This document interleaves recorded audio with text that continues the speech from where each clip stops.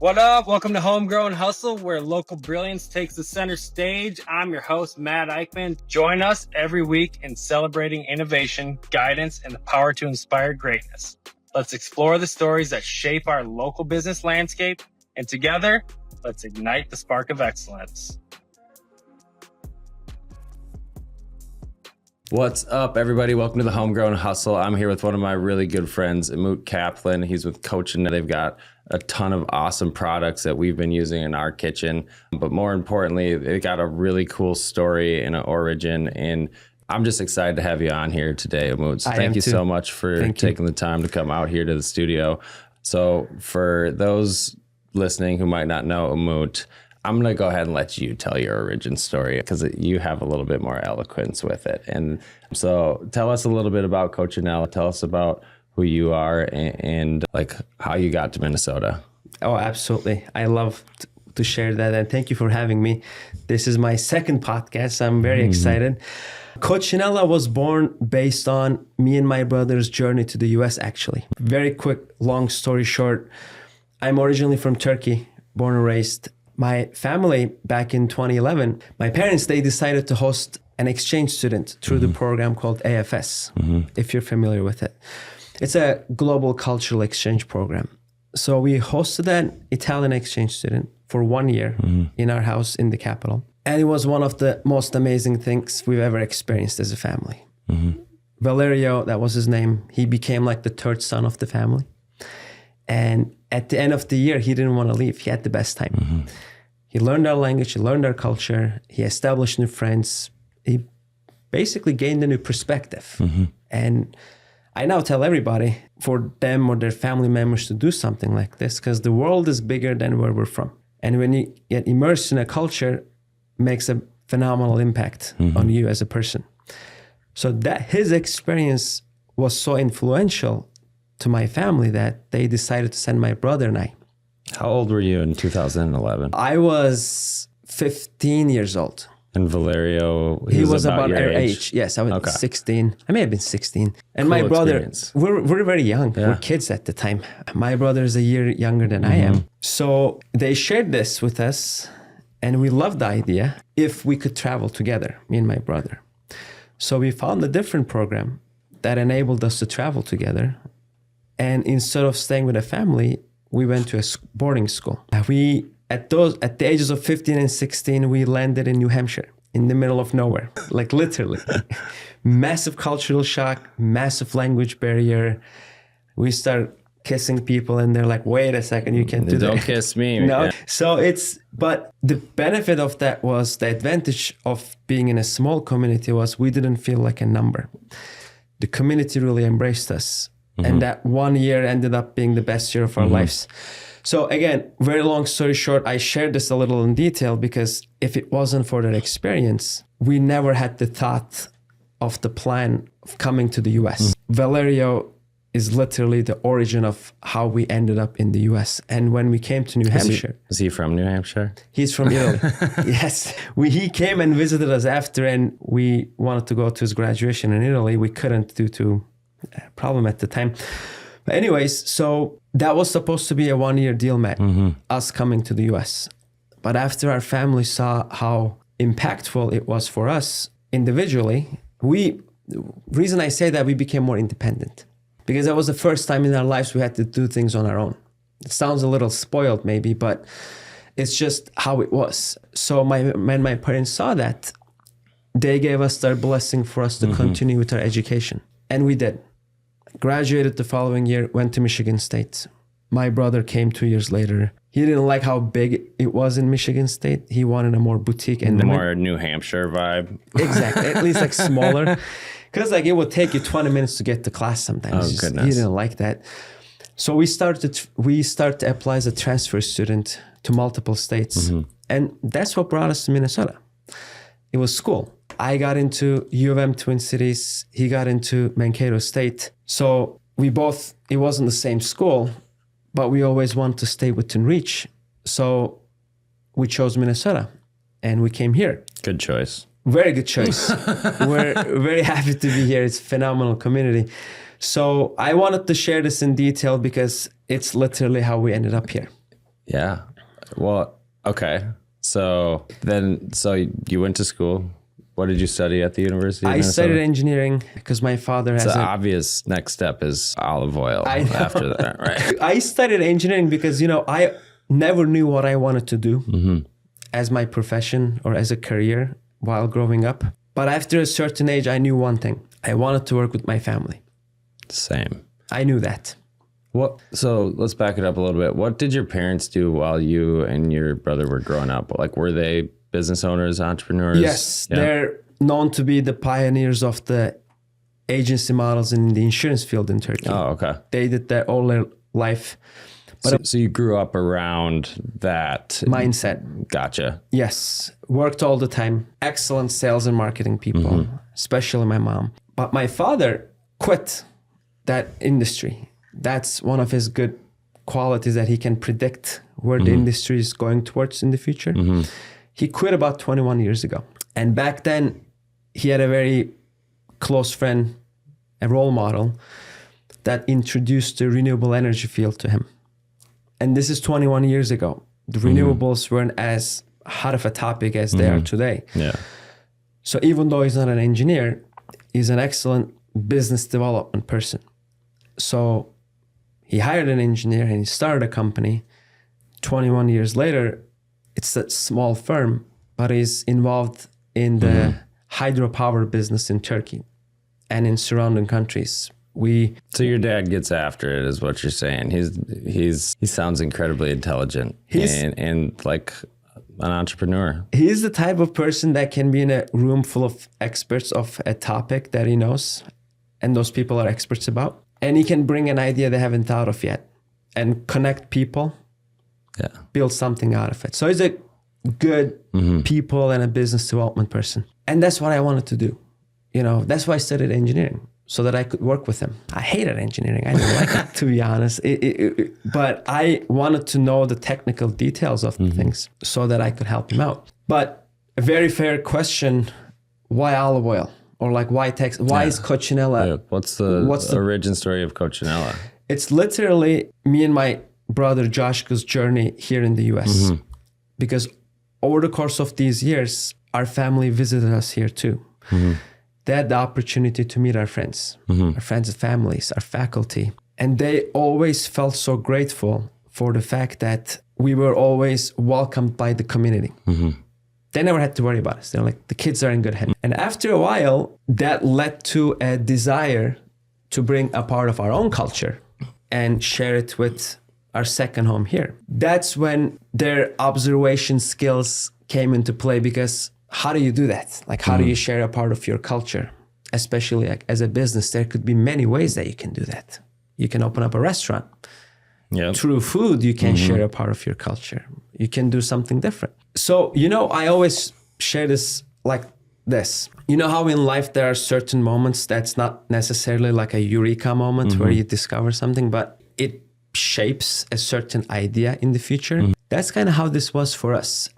Because whenever my parents visited, we hosted some of those faculty members in that school or some of our friends. And in Turkey or in a Mediterranean country, when you have a food gathering event, first thing you look for is good olive oil. It's a requirement. It's the essence of our Mediterranean diet. It's like every home has... So is it like super intense, like around, I'm trying to like compare it to something here, like the craft beer scene? Do people get like as serious about olive oil? They do, especially in countries like Italy. It's very much into their DNA.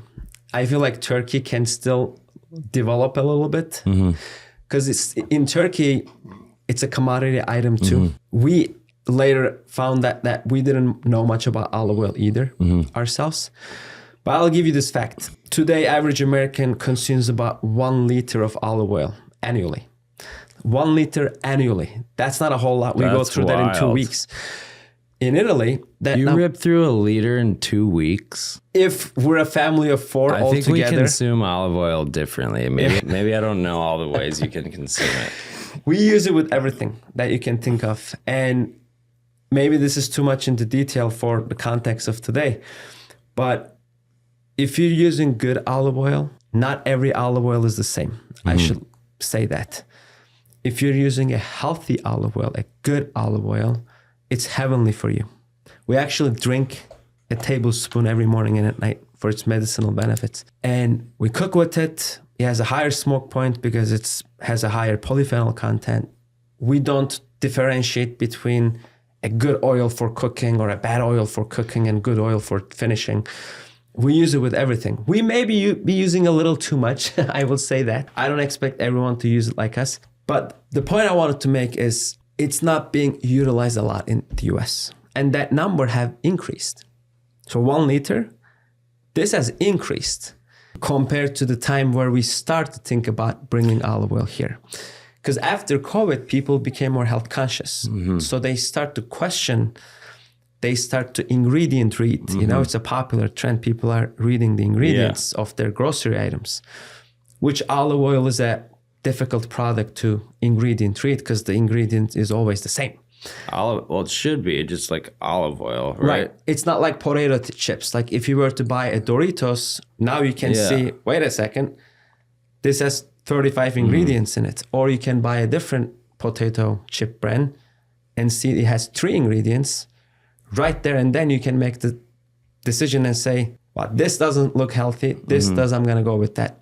You can't do that with olive oil because the olive oil ingredient is always the same, whether it's good oil or not as good oil, it's always the same ingredient. How do we define good oil and not good oil? Process. That's the difficult thing. It's a very challenging grocery item. Can it come through, and does that come through in the taste then? Or like what type of things that if I'm not buying my oil from you, but I'm going to buy it from Costco, like what's the best? Like there's good, better, best there, right? So like, yes, what do we look for a good one? I guess is my question. Here's what I say this. If you're looking for a high grade, always polyphenol, it means the healthy antioxidants found in olive oil. That's the term for it, polyphenols. Companies like you mentioned, I usually don't name drop, but since you mentioned like companies like Costco, you need to produce a certain amount to meet the demand over there. And think of a good olive oil as like a fine wine. It's a boutique, detail-oriented production. It's very, very hard, if not impossible, to serve a scale like that and maintain the integrity of the oil the same. So a high-grade olive oil is usually not available in stores like that. However, I should point out, olive oil, extra virgin olive oil, will never be unhealthy for you. This is a good thing to know. It's not like canola oil, where we know causes inflammation, etc. It's bad for you. Olive oil won't be like that, except if it's stored in plastic. So plastic packaging is a red flag from the start. So to answer your question, if you're in Costco and you're going to buy it from there, you don't care that much about if it's going to be heavenly good for me. You just want something to cook with and you don't want it an unhealthy version. You can certainly buy it there. What I would recommend is to avoid plastic by all means and look at how it's sourced. That would be my biggest recommendation when you're shopping there. My main recommendation is if you want to build a go-to olive oil brand, is to read about their brand on their website. Because like I mentioned with the Doritos example, it goes through such a meticulous process. It's a long process to put it on a label and get away with some terms. Reason I say that is there are certain terms that are heavily marketed in the olive oil industry. Extra virgin is probably the biggest, and cold pressed is probably the second biggest. Any average consumer almost knows to look for those terms. Even in our shop, people sometimes come in and say, "Stacy, that we have olive oil," and they ask us, "Is your olive oil extra virgin and cold pressed?" I'm like, "Yes." "Can you tell me what it means?" They're like, "I don't know. I heard it's good for you." Stuff, yeah. Exactly. So, and that's by design because let's call it the media or the people who share that information don't go into detail. Because if they did, it would become a very difficult mass grocery item. When you don't go into detail and the consumer thinks of those terms as a quality indicator, now it's a packaging and a price point game. You go into the store, you look for fancy or nice packaging, or you go by the price point because you don't know any better. It costs more. Yeah, it's like, oh, it's extra virgin for this brand, for that brand. It's cold pressed for this brand and this brand. Maybe one says single origin, and they now are hearing that too. They're like, oh, it's single origin. It's not a blend. Let me go with this one. But single origin can mean the entire country. For example, the way we make it, it's single estate, meaning it's literally coming from one particular farm. Because again, this context is not the space for it, but we do olive oil tasting classes now, Matt, in our store to educate the consumers. Tell me a little bit about that. Yeah, we started doing it not last year actually, late 2024. And it has taken off to a point where we do corporate events now. Like when people want to bring their top clients or people, their team, as opposed to going to an axe throwing event or like a wine tasting or a happy hour, they come in and they learn about something that they already use, but they didn't know of. Almost 100% of the time, when people go through that event, they have the reaction of saying, we didn't know any of this. We didn't know. So, and they get to taste it. And a good olive oil is one of those items that actually tastes better when it's better quality. Weird. So they can actually, because the idea of... So taste is a good indicator. Yeah.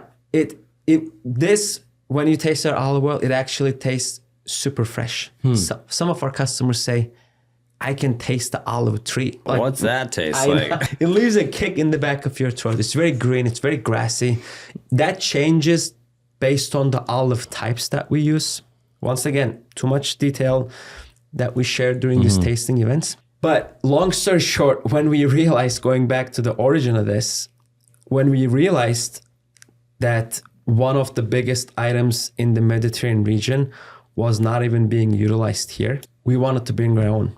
And as we met, because once again, we're not the experts in this. We didn't know about the olive oil industry. As we met the families who are experts of this in Turkey, like the OGs, like they've been doing it. And there's so many families in Turkey that produce olive oil. Well, is it like grapes in vineyards where like the best ones are like old and they've been growing for a long time? There are multiple factors in there. It's not just the age of the tree. It's also how you maintain the land. Let me say this too. Our olive oil is not good quality because it's coming from Turkey. That's one of the mistakes I see in any product-based business. When a country builds a reputation for a product, I usually give the example of Turkish textiles because like Turkish towels have become a global brand name now. What does that mean? Does that mean idea. All the towels that come from Turkey, would they be the same? Absolutely not. So it means that they come from Turkey and they're similar in that regard, there's other stuff. Exactly. Like, did you use the right cotton? Did you weave it properly? Same thing with olive oil. Like in the olive oil world, Spain and Italy come to mind first because they are the largest exporters in the world. What does that mean? Does that mean all the oils that are coming from Spain, just because they're the largest exporter? Does it mean there's a better chance because it's coming from there though? I would say yes, because the reason they're the largest exporters, there's a demand, and there's so many families in Spain that do a terrific job. So Spain does have world-class olive oil. It's not like they don't. The unfortunate thing is the consumer doesn't know how to question it. They simply look at country names and terms as an indication to a good quality. That's why with anything that we sell, that we bring, it's made the way they're supposed to be made. Whether it's the olive oil, whether it's the towels, we work with the families who have been doing that properly. So you, over the course of the years, you've established this is the standard that we have. Correct. And as you're bringing in new vendors, new things, new partners, new products to bring to your customers, if it doesn't meet this standard, it's out. That's exactly right. Okay. So when it comes to olive oil, how many different types do you all have? And then how does that tie in? Like, how do you deliver that to like a commercial, like in the commercial gifting scene? Because like, I know you got the high grade, dude. Yeah. Thank you. And I've given it to I'd say hundreds of people at this point as a gift for different things, whether it's personal or business related. Like, it's a really easy go-to gift for me, and because it makes impact on people. And the thing that I love is I can actually trust you. And when I don't really know like what all the particular little things that should go into it, and you can kind of say, well, how about we do 2 towels and like 2 or 3 bottles of this, and it'll be about that much. Right. Perfect, dude. That is exactly what I'm looking for. You know what I mean? So could you talk a little bit about how you put that together and like the evolution of where you went from, hey, we've got the best product, we're selling it to people. I mean, I met you in a networking group. Yeah. I don't know a lot of olive oil hustlers that go to networking groups. Like, I don't know a lot of them at all, right? So, and the Costco guy's not going there, right? Whoever's selling that olive oil. So for you, like, what's the evolution of after we've got this product, we've started sourcing it, when did you get the space over in Edine? Like, now you're into like e-stores and selling it online. Like, you're doing a lot of cool stuff, man. And not to cut this short or anything, but I want to get all of it into this podcast here. So well, I'd love to share it. And thank you for asking that question. So we first opened our shop at 5010 France, Coccinella, December of 2018. So it's been a little while, but at first both me and my brother were in school. So our team that we helped hire were running the grounds there. I would say all the products that we start to bring more of and how our business have evolved have been based on our customers' feedback. I love that. Because when we first brought, and I always share this, having a retail store gives us that opportunity. When we first started, when it comes to the olive oil, and we also had many textiles too, all the way from like kitchen towels, the blankets, etc. We only had plain olive oils. So like non-flavored, nothing, just plain. We had a few versions of it. What I mean by a few versions was they were produced by different types of olives, which has a difference in its taste character. Oh man, we're getting really scientific. We're getting scientific. It's like literally the question you ask about grapes, like with wine, it's very similar. The type of the olives that you use, the region that it comes from, it has an effect in its taste and its quality. And that's why I mentioned the process. You have olive oil soaps too? Exactly. So that has evolved. But the main difference we made, we started to bring flavored oils and except our black truffle oil. So we now have basil, garlic, lemon, red hot pepper, oregano, lemon, red pepper, and garlic. Here's what's different about it, Matt. When you hear about lemon olive oil or garlic olive oil, for example, you immediately think that it's infused. What does that mean? Like you produce the oil and then you mix it with garlic to build up that aroma. We don't do it that way. Because one thing that consumer doesn't know, or I should say, a couple things that consumer does know, that olive oil doesn't like heat and it doesn't like light. One other thing it does not like, and that's not very commonly known, and that is oxidation. Olive oil hates oxidation. It hurts the quality of the oil. So while we're making the oil and after we made the oil, we try to minimize it. Do you remember the cap for our bottles? Like the olive oil? It's intentionally there. I think I broke it the first time I opened it. I know. We get that asked a lot. That's intentionally there to minimize oxidation. So when it comes to flavoring the oils, to minimize that, what we do is we don't infuse it. Like we don't infuse the garlic with the oil. We crush the garlic with the olives. So they become garlic oil as one. So whenever people taste our flavored oils, it's a night and day difference. And we brought flavored oils because of our customers' feedback. They kept asking us, why don't you have any flavored ones? Why don't you have any flavored ones? And then we brought it. But again, there's an intention and a quality behind it. With these spicy ones on here, do you have like a Minnesota spiciness? Because, I mean, for me, and I think a couple other than the Minnesotans in the area, too much spice is a bottle that's going to be sitting on the shelf pile, right? So which one of these is the not I would say wreck my mouth one? We have one that's garlic and red hot pepper. That sounds amazing. Put that over your avocado toast or your pasta or your pizza. Like, you won't eat anything. You won't eat those without it now. I'm not going to swish with that in the morning, though. That'd be some dragon breath, as my mom would say. I would say, based out of the 3 spices that we have one that is smoked, meaning that we grilled the peppers first. Those are jalapeno peppers, red jalapeno. And then we have just regular red hot pepper. And then we have the garlic and red hot pepper. I would say the garlic and red hot pepper is the least spicy, since it's also being crushed with garlic and peppers all together. It takes away from the heat a little bit. There's still kick to it. It's just not as spicy as the other 2. So yeah, I would recommend that for people who love garlic and also are not a massive fan of massive spice. What if you're like, let's say you're one of the big Fortune 500 companies in the area. You've got 300 gifts you got to buy for the leadership and executive team.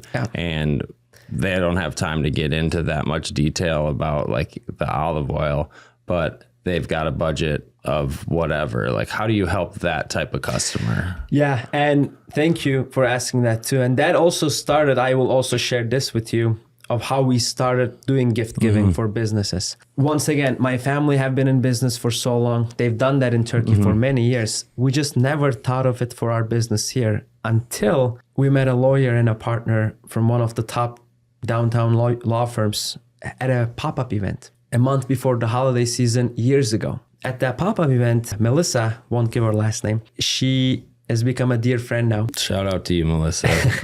She paired a bottle of olive oil and a hand towel at that pop-up event. And she did 13 of those. What do you mean? Oh, so this was like a holiday market. I'm tracking with you now. Yeah, I think it was at Wagner's in Linden Hill. So we were a vendor there.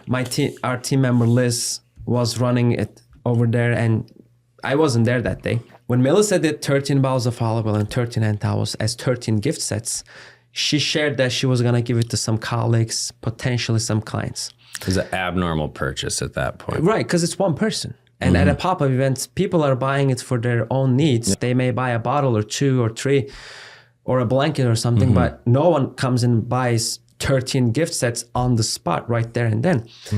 So when she did that and she shared with that, we felt happy, but we didn't necessarily think of anything. A week later, she called the shop and she said, "Do you guys remember me and Melissa? We did this last week. I want 10 more of the same package.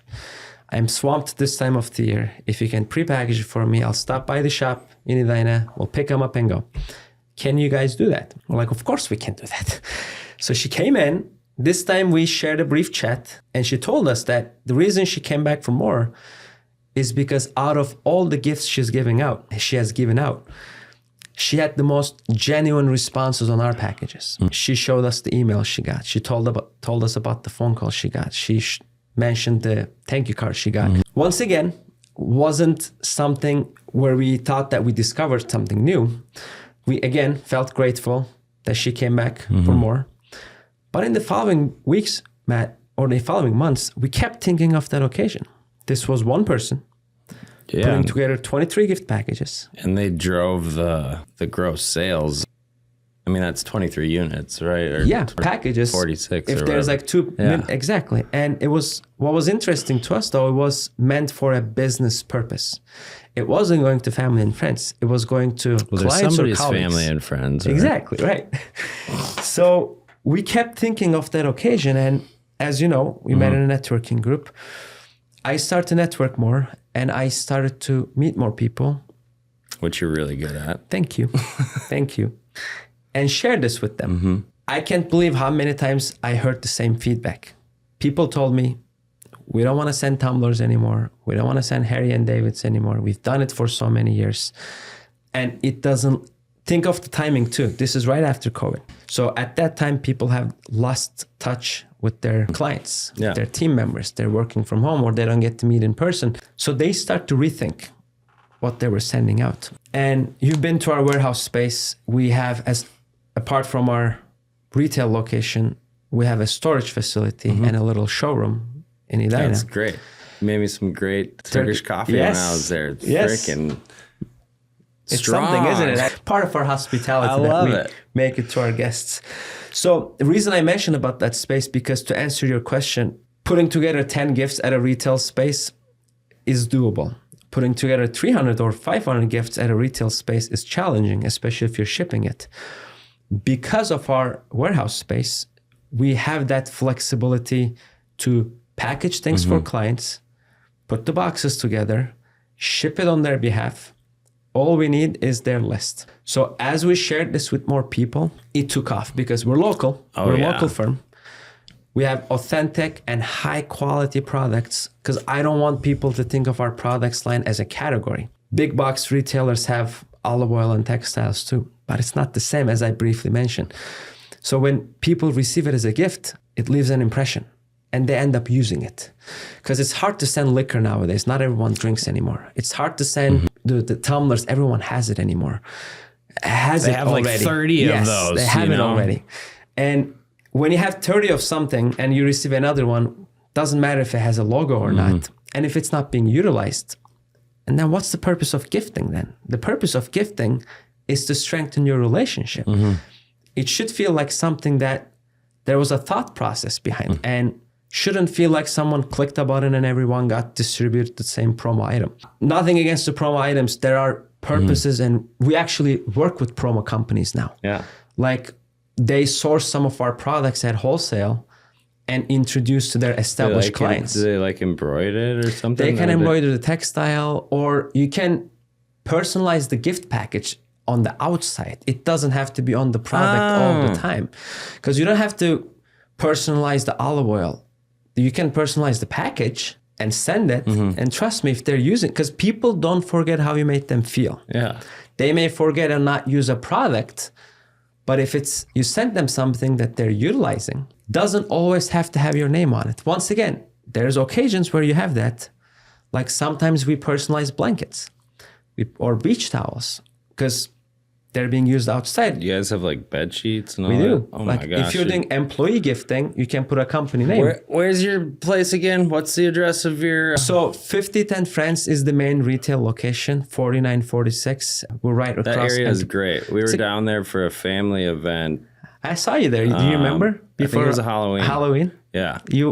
I think we saw each other. That little community over there, it's great how they create those opportunities that bring a bunch of people in around something that's not like, you're not like selling anything. You're actually giving candy away, but all those businesses benefit from it. Yeah, they had a DJ and like maybe some hot cocoa or something like that. But part of the problem or opportunity with retail is like, how do you get people to come here, right? And you absolutely have a slam dunk with your location over there from a retail shopping standpoint. Right. But those communities that you're selecting with that's really important. You can't just do it. You can't find 100 communities like that though and replicate it. So the online and the commercial or corporate gifting, like those two, it speaks to the business acumen that you're demonstrating through diversification of the service offerings that you have, which is smart. Thank you. Whether it's on purpose or on accident, like who the heck cares? Like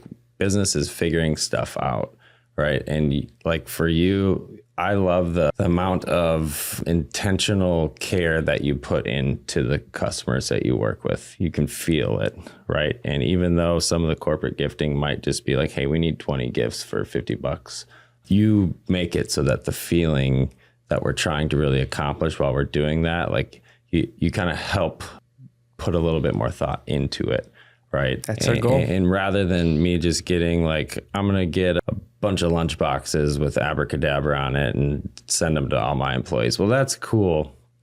But like if I got a lunchbox with their name on it, like they would care about that more probably, right?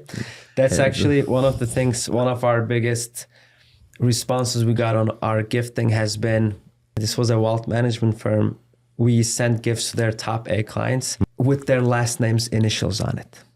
So they sent those about them. It was about them. Mm-hmm. That's what gifting is, right? That's gifting is. It doesn't have to be a marketing material all the time. Mm-hmm. Sure, it's a marketing expense. But it's the thought that counts. It's the thought that counts, yeah. when you choose a purveyor of goods like yourself that has already put an incredible amount of thought into it, and now you're coming in and just choosing amongst the things that are already at this level, like that's why you set the level up there, because now customers come in, they're not picking between pest control and pest control B. They're like, okay, which one of these programs over here works best for me? Or which one of these olive oils are we going to pick? I can't take all of them, but I'm going to get these 4 or these 5, right? Sure. And that standard of excellence, I'd say, is one of the things that has allowed for those doors to open for you. You know what I mean? The corporate gift, Melissa doesn't come and buy 13 of those if she sees a product that isn't high grade, you know? Right. So that Absolutely. accidental discovery doesn't happen. So those standards that you have, that you've established within Coccinella, is that something that you like learned from your parents along the way? Or is that like, tell me like where that comes from? Well, that's one of the things that we've always seen from our family has been the integrity and the trust portion. Because growing up, based on our age, we didn't know many things about our family's business at a certain age. But as we grew, we got to see and experience some things and learn about some things. I can't believe how many times my father passed on an opportunity because it didn't align with our values. And let me tell you, those were big opportunities. Many people would jump on it. So it was more about who we are, what do we stand for, what are our values, and how do we offer, like if you're an insurance person, because they did insurance, how do you take care of your people? How do you intentionally build relationships and think what's best for them, as opposed to how can I sell more policies, etc. Same with renewable energy. When he was in the renewable energy business, he never took on an opportunity that would harm the environment. And those opportunities came because we still do engineering at the end of the day. So those are the parents. You know, we were grown, and my brother and I were born and raised in a family that had that mindset. So the moral compass and the ethical standards. Very important, like who we work Same. with. That's why I shared that example of there are so many families we could be working with in Turkey when it comes to olive oil or textiles. There's hundreds, if not thousands of them. But we only work with a few that where we can align with the values. Who do they employ? How are their processes? What's the quality? What's their transparency? Because that's something we're trying to become too. We want to become more transparent with our people, with our customers, whether it's a corporate partner or it's an individual who's buying our olive oil from the shop.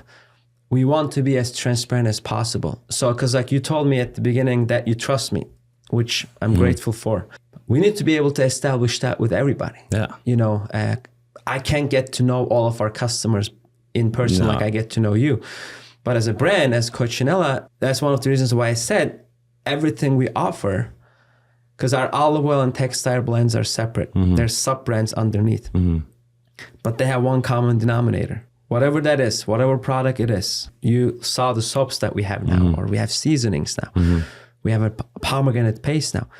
Whatever we bring in, we make sure that that product is made the way they're supposed to be made, and it is healthy for you or for your lifestyle. That's what we strive for, So, and it has to do a lot with my family. That's great. That's just how they are, and that's how we were raised. Well, and to echo that, I mean, very similar for me. Like unlike yourself, my parents weren't entrepreneurs. They weren't business owners. So the actual like business side of stuff, I didn't learn a lot of the business nuts and bolts or whatever. I learned work ethic, and I learned like how to interact with people and like what's the right thing to do, right? And those are some of the most important things that drive decision making as we continue to grow Abracadabra. And I'm incredibly blessed to have the parents that I had, and sounds like you feel the same way about yours. Absolutely. Right? Whether you like, now that I've got my own kids, right, I can like sit back and kind of look at that, but it like took a little bit of time to really like realize like how important those type of things were, right? We're going a little over time here. I feel like we can talk all dude, day. I know. we gotta get it wrapped up here in a little bit. I know you gotta get going as well. Is there any advice you'd have for somebody who's just starting a product business or something like that maybe they could learn from something that you went through, some type of story? Well, what I'm learning more now, because I'm at the early stages of my career when you think about it, but I'm blessed to have great mentors around me. So one thing that I 100% agree on some of the advices that I receive is, if you're going to start a product business, just because you're passionate about the product or the fact that it represents a part of your culture or something, yes, it sounds romantic and it's good to have, but shouldn't be the first reason why you start it, in my opinion. Because simply because you're passionate about something, I'm talking based on a product. Yeah. And again, it's coming from your hometown or your culture or a certain country that's unique. Does the consumer really care about that? Or why would they care about it? That needs to be understood first before your passion towards it. If there's a consumer base that's out there who's looking for something, there's a big consumer base who's looking for good olive oil right now. Yeah, so it's like everybody that has a kitchen. Yeah, especially when they're learning more about it. So, Yeah. But at the same time, people who are starting because the business will eventually come. You know, if there's a need and you brought and produced an excellent quality product and you start and you're not growing right away, that's okay. It probably means you gotta do a better job with your marketing or networking, not because you have a bad product. So that can always be fixed, in my opinion, or it can always get better. But if the structure at the beginning is not done properly, you simply start a business because you're passionate about a product and you like that particular product, but there's no demand for it. You have to do a lot of education. Yes. So that would be my advice, is what I have learned throughout these years from many of my mentors or the business owners that I look up to, or entrepreneurs, startup owners that I look up to. They tend to understand the problem first before designing or utilizing a product or a service. Interesting. That's a very engineer perspective. Yeah, because you need to have the passion and the drive behind it. I'm not saying it shouldn't exist. It should exist, but it shouldn't be, in my opinion, simply my opinion, be the first thing as a reason to start a business. It should be there, but the first thing is, when I bring this excellent service or the product, is there a customer base that's out there who's looking for it? If they're not looking for it, it can be the best product, it can be the best story behind it. Because like I said, people love our story, but they don't come to us or shop with us just because of our story. That helps. That definitely helps in choosing to work with us or choosing to buy from us. But the first thing is, we bring a quality product that they're looking for, or we bring a quality service that they need. That's first. And then our story second. Yeah. That's my point. That's good. You know, for someone to start a business, you can have a romantic story, you can have a romantic product, which is fantastic. You should have that. But it shouldn't be the first thing. First is, will that be received? And it also, because like the way I'm hearing it is, if you can't sell it, doesn't really matter how passionate you are about it, right? So if you have a product that can be sold and you can generate a bunch of revenue from that, then you have actual business. Otherwise, you just have ideas, right? But exactly. In addition, like, you can't only have the revenue and the passion behind, hey, I need to make money, because you can also do that. You can do that like literally any different angle. And with business, and I'm sure you know this, like, as you're going through it, sometimes you get punched in the face in the morning, and it takes a lot to keep going as a business owner, right?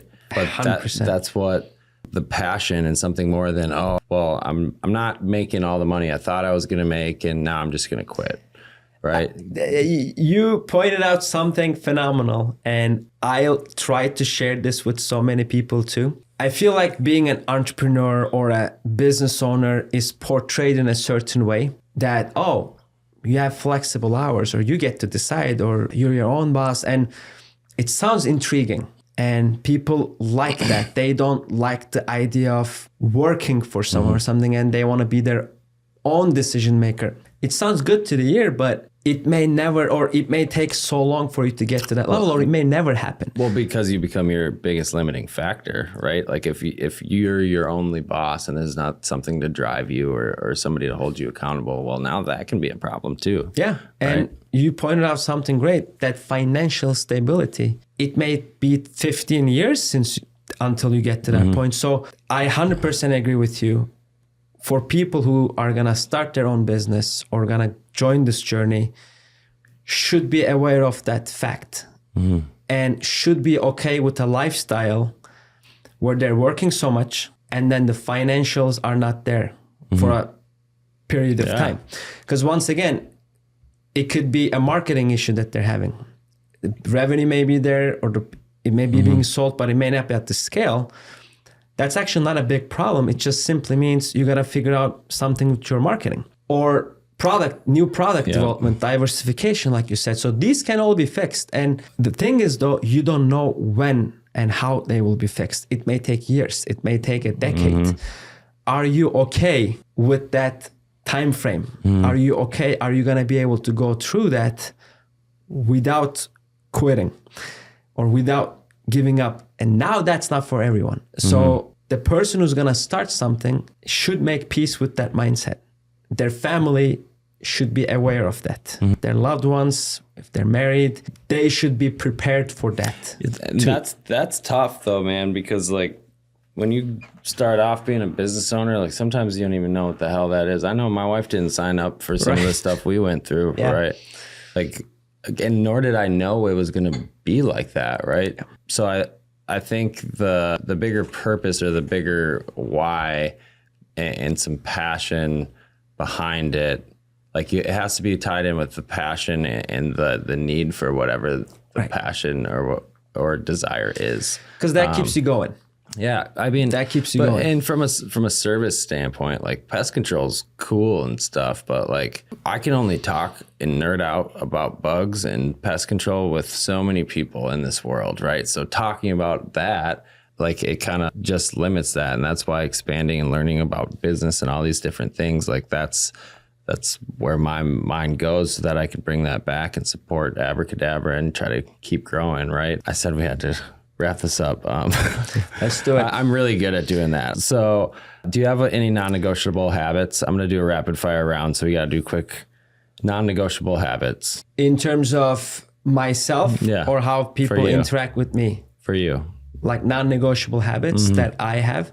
Let me think. Well, I'm a very family-oriented person, as you can tell. Yeah. You know, it's kind of how my life a little shaped bit up. Here. So I would say spending time with them is it's a requirement. It's a requirement that I have to do. And I try to make some space for myself. And that hasn't always been a non-negotiable habit. I feel like it's becoming one now. Yeah. Because I am realizing that I have to make some time for myself. And I have to relax my mind a little bit. So, for example, I love a good sauna. Same. We actually partner with some sauna companies. Really? Like Cedar and Stone and Superior Saunas. We have a partnership through our textiles with them. Fun fact, did you know that Minnesota is the sauna capital of the United States? Yeah, I did actually. So I didn't know you were in the sauna circle. I got one last question before we wrap it up here on the Homegrown Hustle. What does the term hustle mean to you when it comes to business? So I think, learning this the hard way a little bit. Sometimes we get caught up in working all the time, or you kind of have feel the requirement that you need to and have to work all the time. But when I do that stopping, I realize, yes, I am working all the time, but how efficiently am I working? Smart. So hustling culture is, sure, you can work and you will have to work more than a 9-to-5 job. Otherwise, that's just never going to work out for you. But whenever you're putting 70 hours, 80 hours a week, doesn't mean you're getting things done. So in my mind, the hustling now is being more aware of what needs to be done and intentionally doing things to get that job or planning completed. And once again, I'm guilty of this myself for many years. I look back now and say, oh, I've been working 80 hours a week.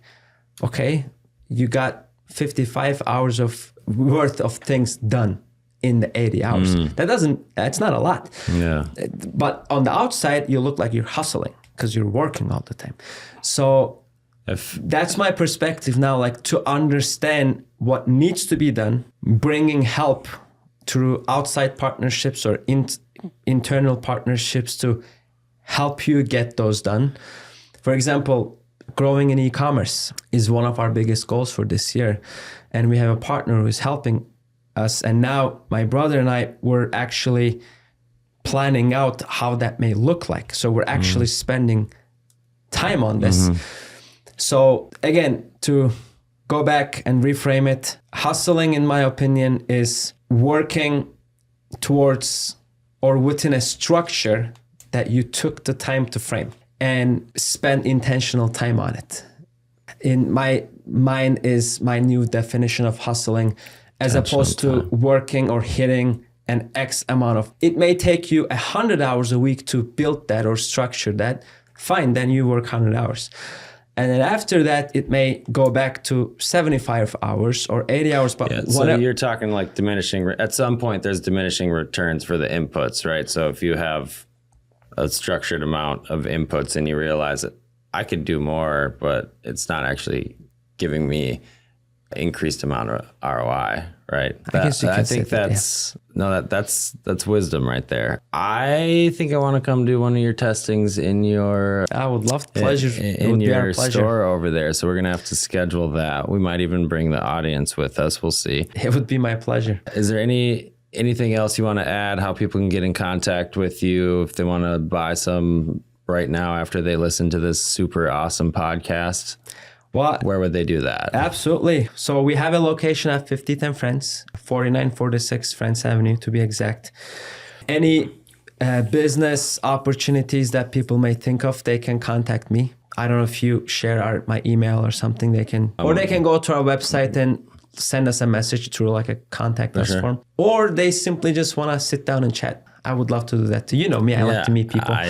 I do. So I'm grateful to be here and you giving me this opportunity to introduce ourselves. Thank you. Thank you. Very much. It's long overdue. I know we've talked about this since we started the Homegrown Hustle a few years ago, and we finally made it happen. So check out Coccinella, all the products they've got. I've literally got 0 negative pieces of feedback from anybody we've delivered a gift to. So if you can trust me, you can go ahead and make that purchase for whoever the loved one is. And I'm pretty sure you can trust me. So Umut, thank you again for coming on. I'm looking forward to coming out to Edina to check that out.